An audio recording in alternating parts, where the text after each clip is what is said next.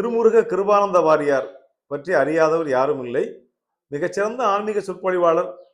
அவர்தான் அந்த ஆன்மீக சொற்பொழிவும் போது நகைச்சுவைகளை, சிலேடைகளை எல்லாம் அள்ளி தெளித்து மக்களை நன்றாக பாடுவார், அள்ளி தெளிப்பார். நல்ல புராண இதிகாசிக செய்திகளை எல்லாம் அறிந்து வைத்திருப்பார். கடகடா என்று பேசுவார்.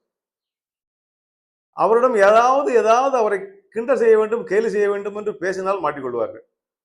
அவரை பார்த்து ஒரு நாள் ஒருவன் கேட்டான், கிருபானந்த வாரியாரோ நெற்றி முழுக்க திருநீர் அணிந்திருப்பார். எனக்கு தெரிந்து நெற்றியை முழுவதுமாக ஃபில்லப் செய்து அப்படி விபூதி அணிந்தவர் 2 பேர் தான்.